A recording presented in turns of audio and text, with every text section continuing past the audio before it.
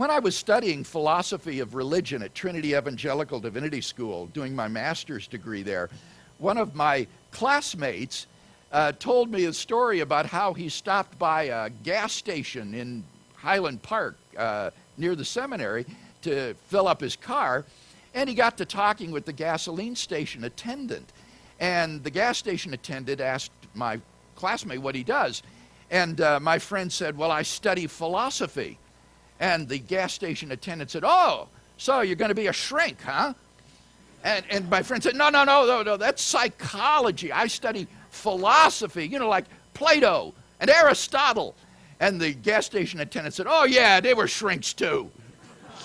Well, it seems like anybody can be a philosopher these days. I remember hearing some time ago Chris Christopherson described as a philosopher. And this week there was an article released by CNN entitled Philosopher, Why We Should Ditch Religion. And I wondered, who is this philosopher that's saying we should ditch religion? Well, it turns out that it's Sam Harris. And I was surprised to hear Sam Harris described as a philosopher. He's one of the new atheists. He's a neurologist, but apparently now he's also a philosopher. The story says, quote, for the world to tackle truly important problems, people have to stop looking to religion to guide their moral compasses. The philosopher, Sam Harris, told CNN. Quote, we should be talking about real problems like nuclear proliferation and genocide and poverty and the crisis in education, end quote. Harris said in a recent interview at the TED conference in Long Beach, California. TED is a nonprofit group dedicated to ideas worth spreading. They bring in speakers to talk about new ideas that need to be made more popular and spread through the culture. So Sam Harris was there speaking at this TED conference. Quote from Harris, these are issues which tremendous swings in human well-being depend on, and it's not at the center of our moral concern. Religion causes people to fixate on issues of lesser importance, said Harris, a well-known secularist, philosopher, and neuroscientist who is the author of the books The End of Faith and Letter to a Christian Nation. Quote, religion has convinced us that there's something else entirely other than concerns about suffering. There's concerns about what God wants. There's concerns about what's going to happen in the afterlife, he said. Now, these concerns, of course, will be empty and meaningless and unimportant only if religion is false, right?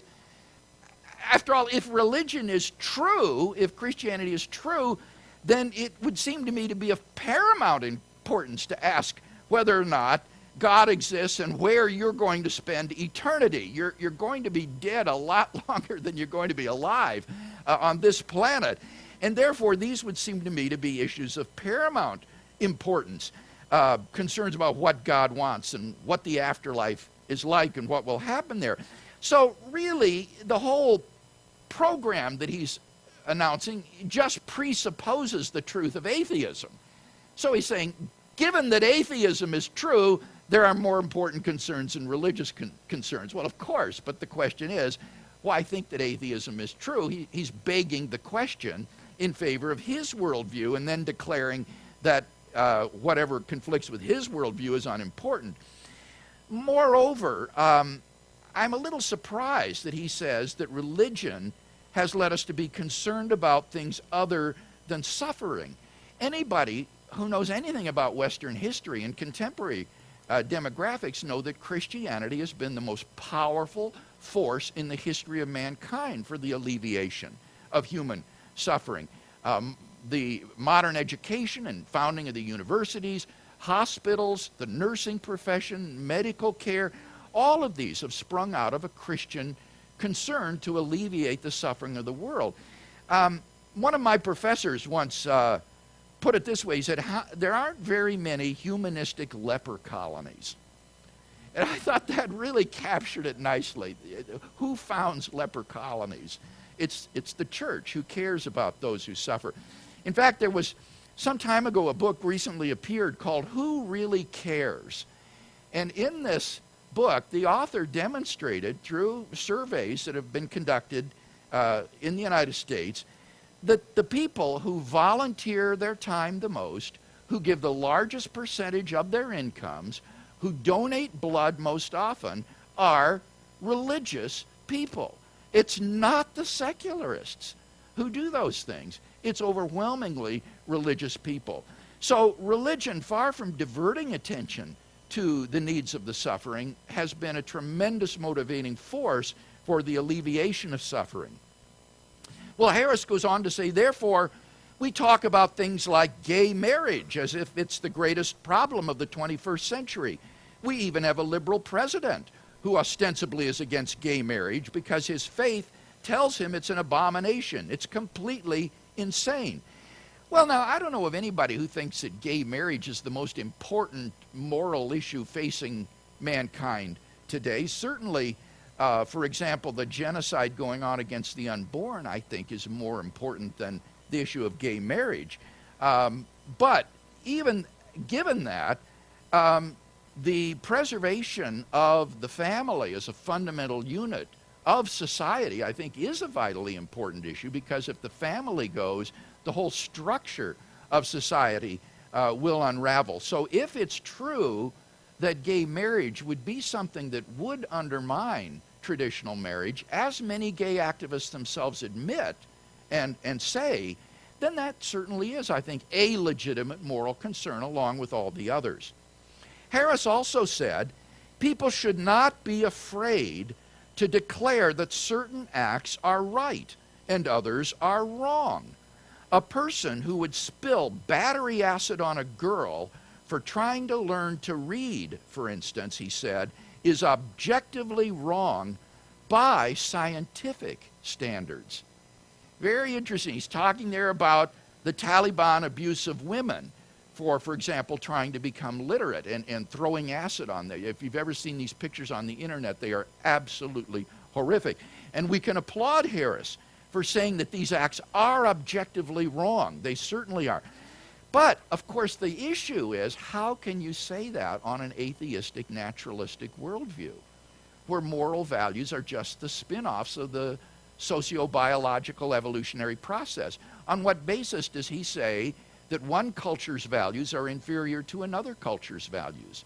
Why is the values of the Taliban or of Afrikaner of South Africa, which propounded apartheid, or National Socialist Germany with its Nazi fascism, why are those cultures wrong as opposed to Western liberal democracies? Well, Harris says they're wrong by scientific standards. But science is morally neutral. Science can't make ethical statements. It can't say what is right and wrong, what is good and evil. Take a Nazi scientist at one of the death camps during World War II, like Joseph Mengele, who performed medical experiments on human prisoners. How could you show a Nazi scientist that what he was doing was morally wrong scientifically? What experiments could you perform to show him that what he was doing was morally wrong? Well, there isn't anything you could do scientifically. Moral values aren't found in a test tube. Moral values are a totally different realm from science, and therefore science is simply neutral with respect to these. And that raises the question then, of course, where do you found your moral values, especially on naturalism? On scientific naturalism, moral values are just illusions of the human species, which has evolved certain behavior patterns that are useful in our struggle for survival. Well, Sam Harris says, quote, "It's not our job to not judge it and say, well, to each his own. Everyone has to work out their own strategy for human fulfillment. That's just not true," he said. "There's people who are wrong about human fulfillment."